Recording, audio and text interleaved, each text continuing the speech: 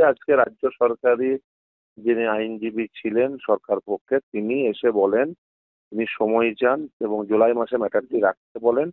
কিন্তু আমাদের পক্ষ থেকে, কনফেডারেশনের পক্ষ থেকে সিনিয়র অ্যাডভোকেট বিকাশ রঞ্জন ভট্টাচার্য তিনি অপোজ করে বলেন যে না, বারবার পিছিয়ে যাচ্ছে এবং সেই জন্য মামলাটি যেন তাড়াতাড়ি শুনে নেওয়া হোক, এবং সেই জন্য আগামী 14 তারিখ অর্থাৎ 14ই মে 2025 দুপুর 2টোর সময় মামলাটি ফিক্সড করেছে। স্যার, এটা কি রাজ্য সরকারের নতুন কোনো পদক্ষেপ বলা যেতে পারে? কারণ কি আমরা দেখি একদমই একদমই বারবার বারবার তারা চান যে ম্যাটারটিকে পিছিয়ে দিতে। সেই জন্যই আমরা তো অপোজ করি। সাধারণভাবে কোনো আইনজীবী যদি কোনো ম্যাটারের টাইম চান, অপোজ করা হয় না সাধারণভাবে। কিন্তু আমরা যদিও বলেছি যে তাড়াতাড়ি শুনানি করতে, সেই জন্য তাড়াতাড়ি শুনানি ডেট দিয়েছেন এবং আশা করি সেদিন শুনানি হবে। স্যার, আমরা গতকালও দেখেছিলাম রাজ্য সরকারের পক্ষ থেকে এটি মেনশন করা হয়েছিল এই শুনানিটাকে পিছানোর জন্য। হ্যাঁ, এটা এটা হতে পারে তাদের স্ট্র্যাটেজির পার্ট হতে পারে। ফলে তারা বারবার সময় চান, কিন্তু আমরা মনে করছি যে পরের দিন যেহেতু ফিক্সড করেছেন, পরের দিন দুপুর 2টোর সময় আশা করি মামলাটি শুনানি হবে। তবে এই যে ডিএ মামলা বারংবার পিছিয়ে যাচ্ছে, সুপ্রিম কোর্টে যে মামলাই যাচ্ছে সেটাই পিছিয়ে যাচ্ছে বারংবার। না, সেটা সেটা ভাবার কোনো কারণ নেই। পিছিয়ে যাচ্ছে কেন? এই যে এসএসসি মামলা আলটিমেট তো জাজমেন্ট হলো।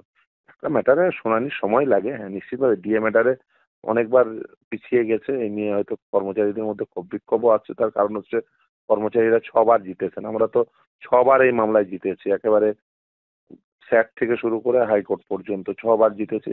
সুপ্রিম কোর্টে পেন্ডিং, অনেকদিন ধরে পেন্ডিং আছে। আশা করি খুব দ্রুততার সঙ্গে জাজমেন্ট হবে। স্যার, এর পরেও যদি রাজ্য সরকার আবারও মামলাটি পিছিয়ে দেয়, আপনাদের না না, পদক্ষেপ কি? সেটা সেটা সেটা তো সেই জন্যই তো অপোজ করেছে, সেই জন্যই তো অপোজ হয়েছে, সেই জন্যই তো অপোজ করেছি আমরা, যে যাতে না হয় সেই জন্যই তো অপোজ করেছি। আলটিমেট দেখুন, কোর্টের প্রসিডিওর তো আপনাকে অ্যাকসেপ্ট করতে হবে। আদালত যেভাবে চাইবে সেভাবেই হবে। কিন্তু আজকে আদালত আমরা অপোজ করেছি এবং আদালত সেটা গ্রহণ করে আগামী 14 তারিখে 2টোর সময় রেখেছে। স্যার, কার্যত আমরা যেমনটা জানি প্রাইমারিরও আজকেই শুনানি। এই 26,000-এর মতন কি এবার জানি 32,000 তো রাস্তায়, কি বলবেন? দেখুন, সেটার শুনানি শুরু হবে, তারপর আদালত যা নির্দেশ দেবে সেই নির্দেশ মোতাবেকই জাজমেন্ট হবে। কিন্তু স্যার, এই যে 26,000-এর ভবিষ্যৎ এখনো অনিশ্চিত, এবার যদি 32,000 অনিশ্চিত কেন বলছেন? ওটা তো অলরেডি ফেট ডিসাইড হয়ে গেছে। আর নিশ্চিত অনিশ্চিতের প্রশ্ন নেই এখানে।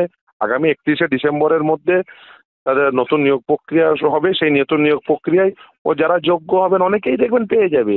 ফলে অনিশ্চিত এটা বলার আর কোনো অবকাশ নেই। অলরেডি এটা নিশ্চয়তা পেয়ে গেছে যে 26,000-এর চাকরি বাতিল হয়েছে, নতুন করে নিয়োগ প্রক্রিয়া হবে। সেই নিয়োগ প্রক্রিয়া কমপ্লিট করবে 31শে ডিসেম্বরের মধ্যে। ফলে এখানে অনিশ্চয়তার কিছু নেই, পুরোটাই নিশ্চয়তা। জাজমেন্ট হয়ে গেছে, পুরোটা নিশ্চিত হয়ে গেছে। বলে এখন আর অনিশ্চয়তা যারা ক্রিয়েট করতে চাইছেন এটা তাদের সমস্যা। আসলে এক শ্রেণীর মানুষ তারা এইটাকে অনিশ্চিত করতে চাইছেন, সেটুকু। কিন্তু স্যার, রাজ্যের পক্ষ থেকে যে রিভিউ পিটিশন করা হয়েছে। আচ্ছা, রিভিউ পিটিশন করে হয়েছে, কিন্তু রিভিউ পিটিশন করা মানে তো আর রিভিউ অ্যালাউড হওয়ার না।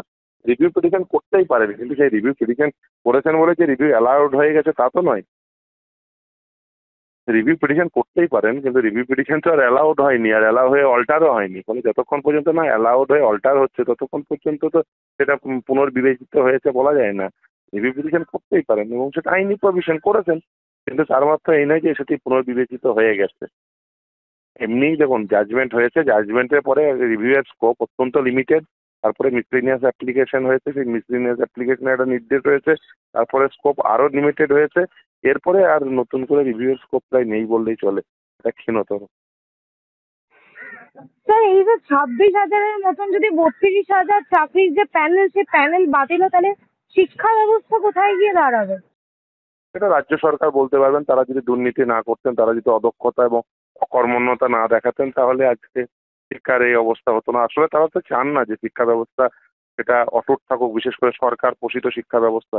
তার কারণ তারা চান যে সরকার পোষিত শিক্ষা ব্যবস্থা উঠে যাক, তাতে তাদের কর্পোরেট বন্ধুদের ডেকে আনতে সুবিধা হবে এবং তাদের হাতে এই সরকারি সম্পদগুলো, বিশেষ করে সরকার পোষিত স্কুলগুলোর সম্পদগুলো তুলে দিতে সহায়তা হবে। সেই জন্যই তারা এই ধরনের বিভিন্ন পদক্ষেপ করছেন, যাতে দুর্নীতিপূর্ণ নিয়োগ হয় এবং সেই দুর্নীতিপূর্ণ নিয়োগের ফলে যাতে সাধারণ মানুষের সরকারি স্কুলগুলোর উপরে, বিশেষ করে সরকার পোষিত স্কুলগুলোর উপরে নির্ভরতা কম হয় এবং যাতে আলটিমেট সমাজ থেকে আওয়াজ ওঠে যে এগুলোতে পড়াশোনা হয় না, এই কারণে এই কাজ করছে। ধন্যবাদ। ধন্যবাদ দাদা।